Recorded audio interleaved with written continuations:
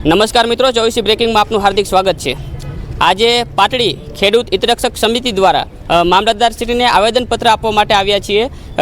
જે વરસાદ તમને ખબર હોય તો વરસાદ એટલા મોટા પ્રમાણમાં જે ખેડૂતોને ખેતરમાં નુકસાન થયું છે કે જેની કોઈ પણ સીમા જે છે તે નથી। પાટડી તાલુકાના અનેક વિડીયો આપણે સોશિયલ મીડિયા ચેનલ પર વાયરલ કરવામાં આવ્યા હતા કે ખેતરો સંપૂર્ણપણે ધોવાઈ ગઈ હોય તેવી પરિસ્થિતિ સર્જાણી છે અને હજુ સુધી ખેડૂતોને કોઈ સહાય પેકેજ જાહેર કરવામાં આવ્યું નથી। તેથી આજે ખેડૂત હિતરક્ષક સમિતિ દ્વારા મામલતદારશ્રીને આવેદનપત્ર આપવા માટે આવ્યા હતા। આપણી સાથે ખેડૂત હિતરક્ષક સમિતિના આગેવાનો અને ખેડૂતો છે, આપણે એમની સાથે થોડોક વાતચીત કરવાનો પ્રયત્ન કરીશું કે શું મુદ્દાઓને લઈ અને આજે તે મામલતદાર કચેરીએ આવ્યા હતા। અશોકભાઈ, શું કહેશો તમે? આપ જાણો છો એ પ્રમાણે ગત 23-24 જુલાઈ અને 1 ઓગસ્ટના રોજ ખૂબ મોટા પ્રમાણમાં વરસાદ થયેલો અને અમારે પાટડીથી આજુબાજુના 30થી 40 ગામો એવા છે કે આમ ઉત્તર ગુજરાતમાં કડી સુધીનું પાણી અને આમ જોઈએ તો લખતર તાલુકાનું આખું પાણી બધું અહીંયા અમારે પાટડીની બાજુમાં બજાણાના ઓકડામાં થઈ અને ખારાગોટા રણમાં જતું હોય છે। ત્યારે ઉપરવાસના ખૂબ મોટા પ્રમાણમાં ભારે વરસાદના કારણે ખૂબ વધારે પ્રમાણમાં પાણી આવ્યું હતું। ખેડૂતોનો પાક તો સંપૂર્ણ નાશ થઈ ગયો છે, પણ ખેડૂતોના ખેતરોના જમીન પણ ખૂબ ધોવાણ થઈ ગઈ છે।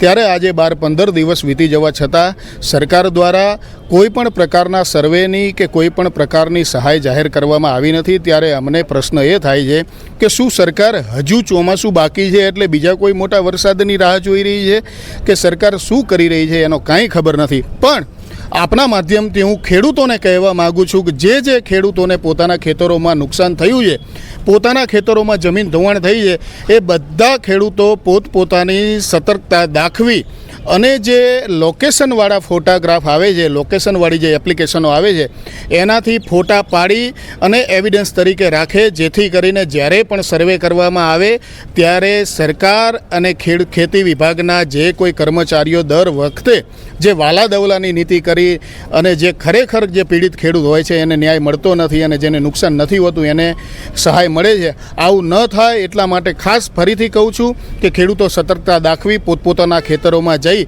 અને લોકેશન આવે, જીપીએસ માપ આવે એવા ફોટોગ્રાફ્સ પોતાના પુરાવા તરીકે રાખે। આપણી સાથે પ્રવીણભાઈ લીગલ એડવોકેટ છે, આપણે એમની સાથે પણ થોડોક વાતચીત કરવાનો પ્રયત્ન કરશું। શું કહેશો પ્રવીણભાઈ તમે? જે જુલાઈ માસમાં અને ઓગસ્ટ માસમાં વરસાદ પડ્યો અને ઉપરવાસનું જે પાણી આવ્યું એ પાણીના કારણે પાટડી તાલુકાના અંદાજે 40 ગામો અસરગ્રસ્ત થયા છે, જેમાં ખેતીની જમીનનું પણ ધોવાણ થયું છે અને રહેણાંક વિસ્તારમાં પણ એ પાણી ભરાયા છે। આ વાતને આજે 1 મહિનો થવા આવ્યો છતાં કોઈ પણ પ્રકારની સરકારશ્રી દ્વારા જાહેરાત કરવામાં આવી નથી કે કોઈ પણ પ્રકારની સહાય આપવામાં આવી નથી। માત્ર ને માત્ર ઠાલા ખેડૂતોએ જે બિયારણનું વાવેતર કરેલું હતું એ બિયારણ સંપૂર્ણપણે ફેલ થયું છે। સાથે સાથે ડીઝલના ભાવ વધવાના કારણે એ માર પણ ખેડૂતોના માથે જ આવે છે।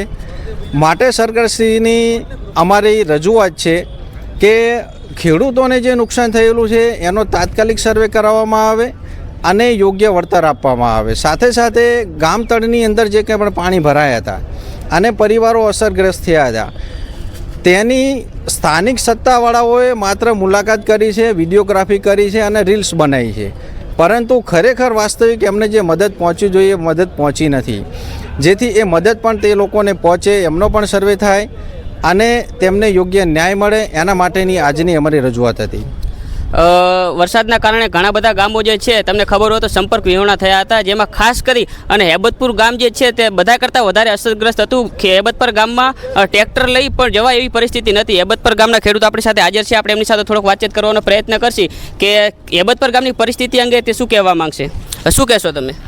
હેબતપુરમાં તો ખૂબ જ પાણી સાહેબ કડી ગટરનું આવે છે અને 15-20 વર્ષથી ચાલુ દર વર્ષે અમને નુકસાન થયા અને ગામની અંદર મકાની પણ ઘણા પડી ગયા। તમારા ગામમાં અંદાજે કેટલા ખેતરો ધોવાણ થઈ ગયા છે? 20-25 જેવા ખેડૂતોના ખેતર ધોવાણ થયા છે અને પાક તો ડાંગર ને તુવેર ને એરડા તો બધું બળી ગયું હોય। તો આવી રીતેની જે પરિસ્થિતિ છે તે પાટડી તાલુકાના ખેડૂતોની છે, તો સરકારશ્રીને આપણે ખાસ વિનંતી કરીએ કે જલ્દી આનો જે સર્વે કરી અને ખેડૂતોને જે છે તે સહાય પેકેજ જાહેર કરવામાં આવે અને ખેડૂતોની વેદનામાં જે છે તે થોડી ઘણી રાહત કરવામાં આવે। આભાર।